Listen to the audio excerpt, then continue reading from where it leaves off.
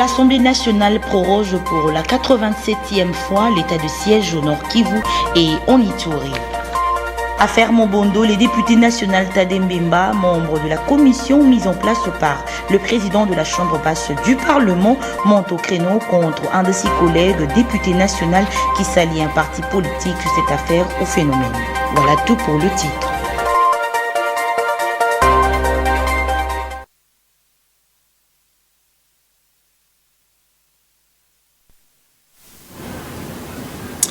Bienvenue à la grande édition du journal sur la chaîne de l'éducation. Ouvrons cette session d'information dans l'actualité. En République démocratique du Congo, l'Assemblée nationale proroge pour la 87e fois l'état de siège en Ituri et au Nord Kivu. Christian Lissoukou donne les détails. Est défendu par le ministre d'État, ministre de la Justice et garde des Sceaux, Constant Moutamba, les projets de loi autorisant la prorogation de l'état de siège dans les provinces du Nord Kivu et de l'Ituri a été adopté le samedi 7 décembre 2024 par l'Assemblée nationale. Ce projet de loi se résume en 3 articles. Le premier consacre l'autorisation de prorogation de l'état de siège qui prend cours à partir du 8 décembre 2024. Le deuxième article, quant à lui, consacre l'abrogation des dispositions antérieures. Et le troisième article a trait à l'entrée en vigueur de ladite loi. Telle est l'économie du présent projet de loi que je vous invite humblement à adopter. C'est sans débat que les représentants du peuple ont voté ces textes à la suite d'une motion du député national Alfred Dibandi Nzondomio. Cet élu du peuple a estimé que la plénière devait attendre le rapport de la mission d'évaluation de l'état de siège effectué par la première ministre Judith Suminwa Tuluka dans les provinces de l'Ituri et du Nord Kivu, mission au cours de laquelle elle était accompagnée de quelques élus nationaux. Est-ce qu'à présent, nous pouvons nous prononcer qui sont pour, qui sont contre, qui s'abstiennent?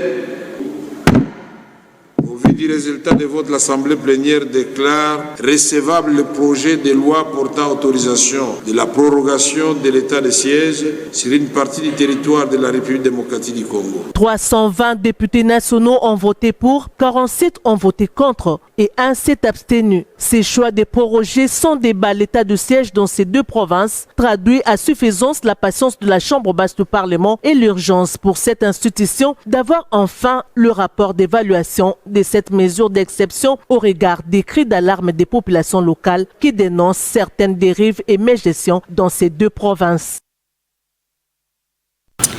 Je l'ai aussi annoncé dans le titre, le député national Tadé Mbemba, membre de la commission mise en place par le président de la Chambre basse du Parlement, monte au créneau contre un de ses collègues députés nationaux qui s'allie un parti politique sur le phénomène Mobondo. Je vous laisse suivre les députés nationaux Tadé Mbemba au micro de Joël Nomonkoy.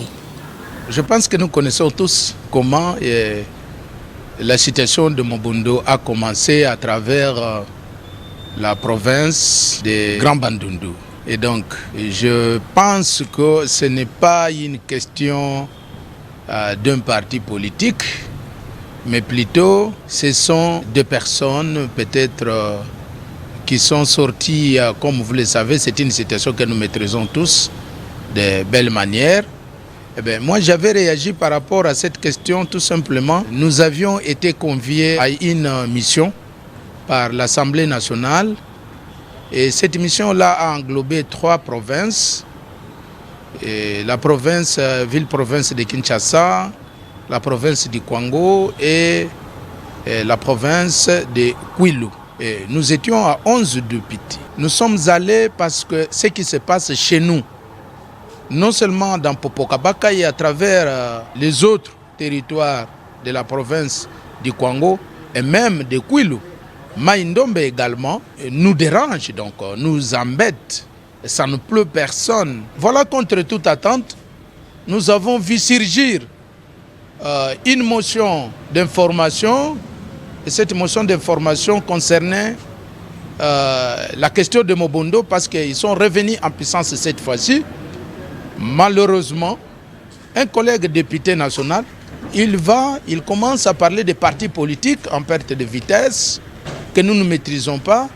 Il parle de personnalités politiques, il me semble qu'ils sont indexés dans ce dossier-là de Mobondo. chose qui n'a pas été le cas quand nous sommes allés à Kenge pour répondre à la mission qui nous a été dédiée par le président de l'Assemblée nationale.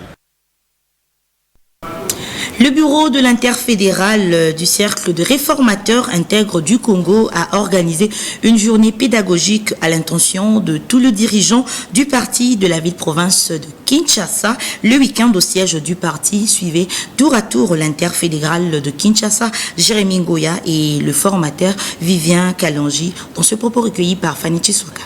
Cette journée pédagogique, comme cela est intitulé, c'est une journée que nous avons choisie pour dispenser certaines formations à nos cadres et militants de notre parti CRIC, le Cercle des réformateurs intègres du Congo, parti cher à Madame Stéphanie Mbombo.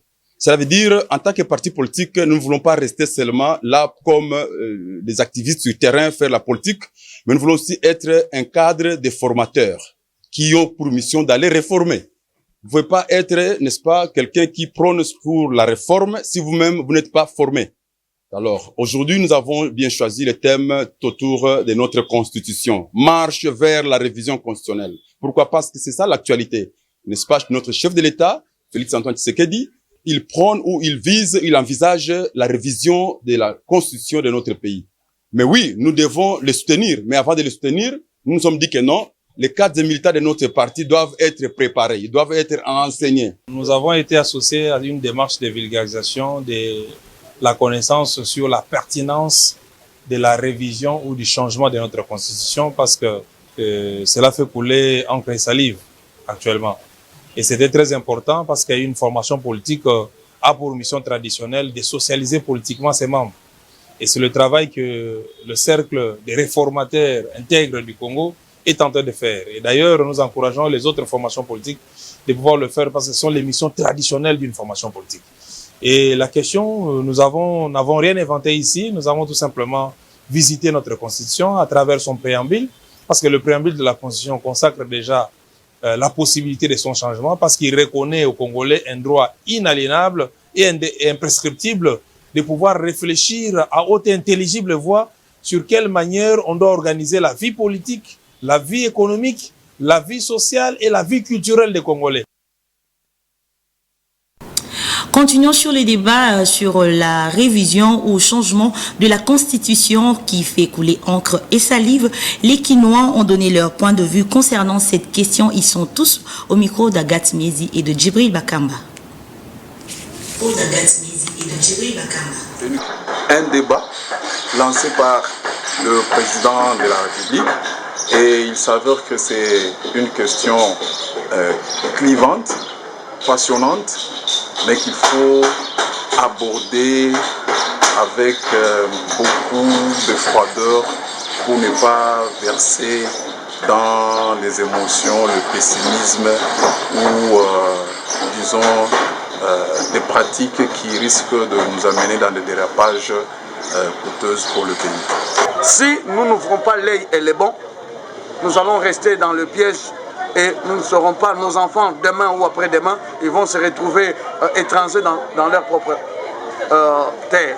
Et moi, j'appellerai aux Congolais qui doutent encore du changement ou qui aiment parler de la révision. Écoutez, réviser c'est bien, mais moi j'aimerais qu'on parle du changement parce que nous avons besoin que quelque chose soit produit par les Congolais et pour les Congolais. Et cela nous permettra d'avoir une longueur d'avance par rapport aux pays qui nous entourent. Parce que il y a, on dit en relation internationale, il n'y a pas d'amis, il n'y a que des intérêts qui prônent. Et même en économie, c'est le même langage. L'intérêt rassemble les hommes, mais l'intérêt ne les unit pas. Donc chacun cherche son intérêt et la constitution de notre pays ne doit pas être l'apanage de tous les peuples de l'Afrique. Non, nous sommes Congolais et nous devons avoir une constitution qui est forte et qui nous protège et qui protège notre sol. Bon, pour arriver à ce changement, ils ont mon habitude, ils ont été à Malam. Ceux qui ont pour l'intérêt à peuple congolais, ils ont mon habitude. Ceux qui peuvent changer, va changer na bango mais batikala côté un mandat président de la République. Etikala il y a 5 ans. On a kimia ezala na mboka moni. Mais ceux qui basimbi côté na pour moi banunu aux alades ba poser na majorité donc et ça la vérité population va souffrir toujours. Parlons religion. Dans ce journal, l'évêque supérieur, la matriarche Kindela Fifi et les réseaux des femmes leaders du Réveil ont organisé une journée d'action des grâces pour ma nation en faveur du chef de l'État et les institutions du pays au chapiteau du palais du peuple. Tom Dakimwena était présent. Il s'est tenu les week-ends derniers au chapiteau du Palais du Peuple, le grand festival d'action des grâces pour ma nation.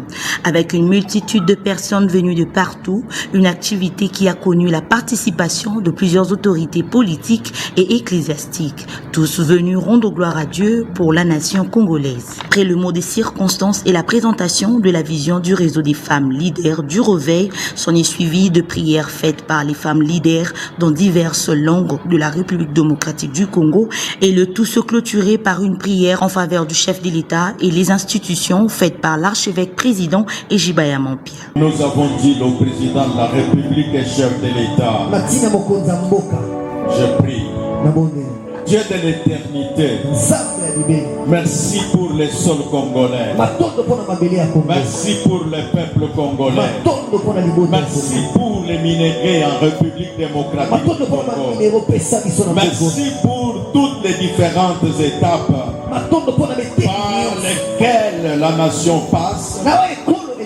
Rien n'arrive si l'Éternel ne l'a pas ordonné. Dans sa prédication, la fondatrice et visionnaire du réseau des femmes leaders du Réveil, la matriarche Kindela Fifi, a parlé de l'amour du pays, tiré du livre de 1 Samuel 21, 7 à 9.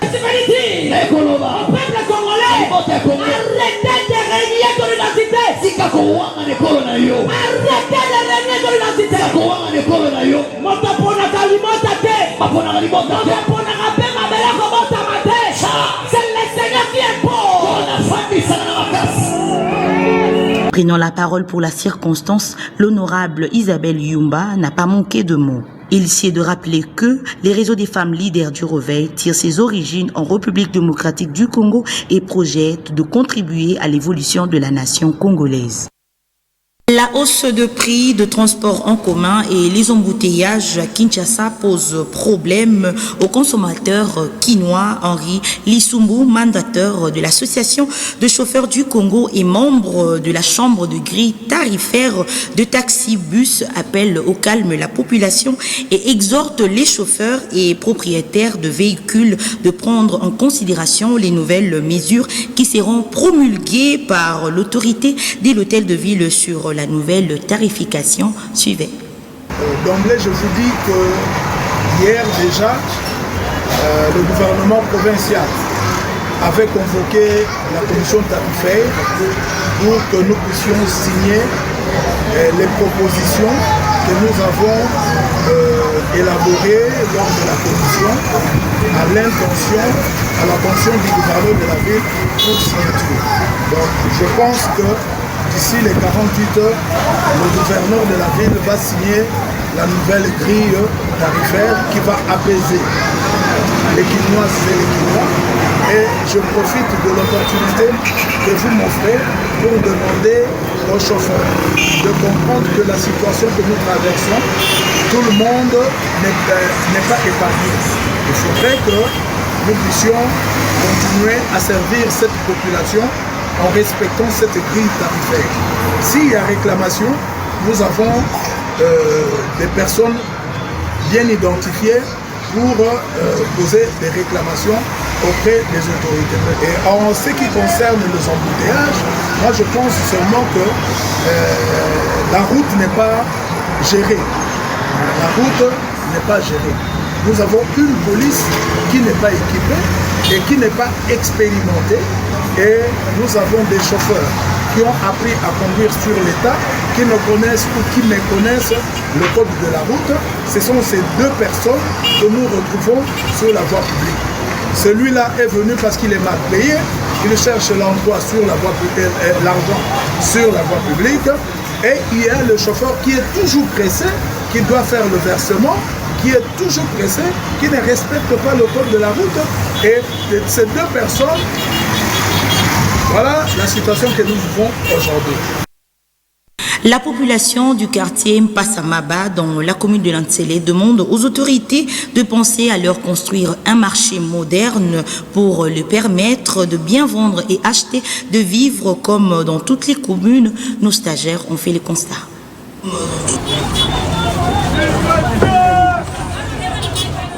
La naissance des quartiers dans la ville-province de Kinshasa prouve le taux de croissement de la population, alors que ces quartiers qui naissent comme des champignons doivent être comme d'autres anciens quartiers de la capitale. Il s'agit de la commune de Lantsele, au quartier Mpassamaba, au niveau de l'arrêt de bus Air Force, d'où ces lieux s'est transformé en un marché illicite et dans la population de ces coins d'exercer leur petit commerce. Par manque de marché officiel installé par l'État, depuis l'existence de ces quartiers, cette dernière se sent exposée aux multiples dangers, entre autres les accidents de circulation et tant d'autres. Tozana balabala leta wenzezate tozoteka bandunda matembele bamanga wenzezate tozana posa leta sale la biso wenzeto bandoteka eko toteki na zete wenzezate esika moto de la mbongo ezate tosala kate nde yango tozoteka bongo tozwaka mbongo ya kosima bana ta matembele bana balia boyi bana bakutuka yango tozoteka bongo na kai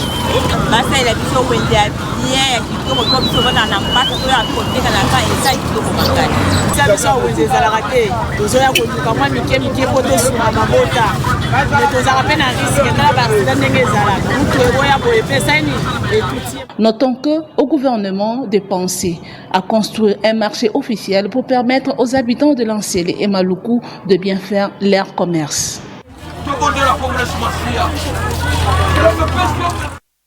L'université Révérend Kim, site de Lingwala, a organisé jeudi 5 décembre le culte d'ouverture de l'année académique 2025-2026 plutôt et le remise de prix aux gagnants du concours de la dictée française qui a eu lieu dans ce temple de savoir.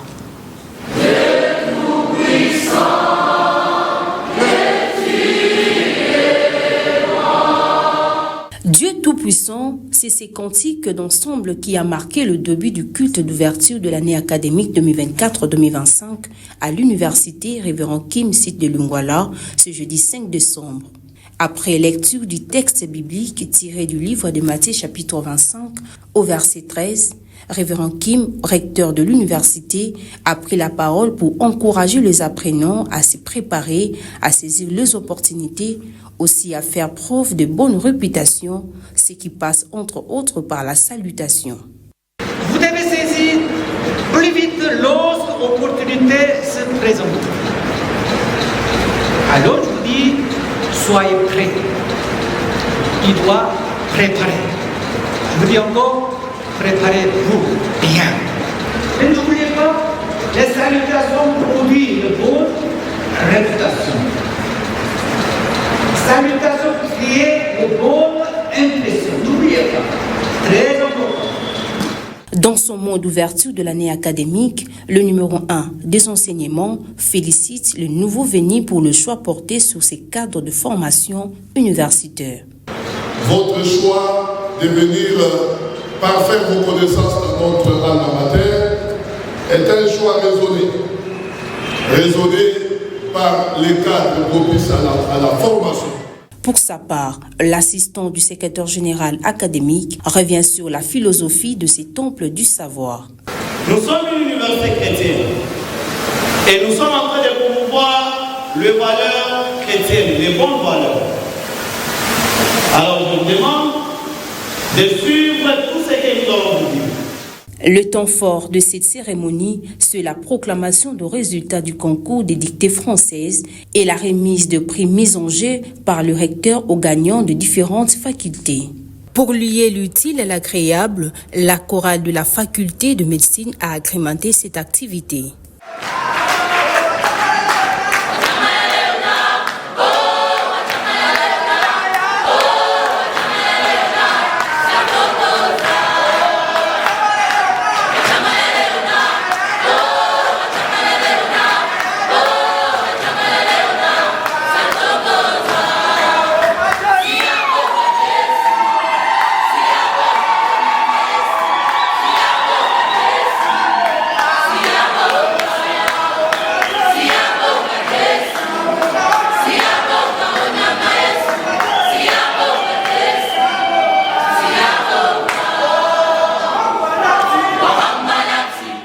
Au terme de la cérémonie, le gagnant du concours des dictées françaises, édition 2024-2025, nous livre leurs motifs de satisfaction. Je suis très heureuse, tellement heureuse parce que je ne m'attendais pas à ça. Je ne m'attendais pas à ça, mais pourquoi je suis vraiment heureuse pour rendre grâce à Dieu d'être parmi les gagnants. Ce que j'avais dit au recteur, c'est de continuer à faire ce genre de choses pour pousser la jeunesse à étudier, lire. Mais puisque si je ne lisais pas, je ne devrais pas connaître et savoir bien écrire notre hymne national. Je remercie le recteur pour cette initiative d'avoir voulu organiser un concours. Puisque tout a commencé en implorant la bénédiction du Seigneur pour la nouvelle année académique, on peut espérer que tout va bien se terminer à l'université Révérend Kim. Bouclons cette édition du journal en sport. La CAN Handball Senior Dames 26e édition s'est bouclée le week-end dernier avec comme champion l'Angola qui a battu le Sénégal en finale au gymnase jumelé du stade de Martyrs Merdi Luzol. L'Angola sacré champion de la 26e édition de la CAN Handball Senior Dames organisée à Kinshasa, capitale de la République démocratique du Congo. Le samedi 7 décembre, au gymnase jumelé du stade de Martyrs, se jouait la finale. Palancas Negras ont dominé les Lions de la Teranga en finale sur un score de 18-27 et ils ont remporté leur 5e titre consécutif. La République démocratique du Congo, pays hôte, termine en 5e position de la compétition, abattant le Congo-Brazza sur le score de 30-28, un match serré plein d'émotions. La République démocratique du Congo ne prendra pas part à la prochaine Coupe du Monde qui se jouera au Danemark, Allemagne, Pays-Bas en 2025 suite aux non-qualifications à la demi-finale de cette CAN Handball Senior Dames. Rappelons que l'Angola n'a perdu aucun match depuis le début de cette compétition, 8 victoires en 8 matchs joués avec des scores larges. Les Angolaises ont placé la barre si haut lors de chaque édition en attendant la prochaine qui sera organisée en Tunisie. Merci de votre attention soutenue. Restez avec nous pour suivre les rappels de titres. Bonne semaine. Vous avez suivi dans ce journal l'Assemblée nationale qui proroge pour la 87e fois l'état de siège au Nord Kivu et en Ituri. Et enfin, à Fermo-Bondo, les députés nationaux Tadembemba, membres de la commission mise en place par le président de la Chambre basse du Parlement, montent au créneau contre un de ses collègues députés nationaux qui s'allie un parti politique sur cette affaire.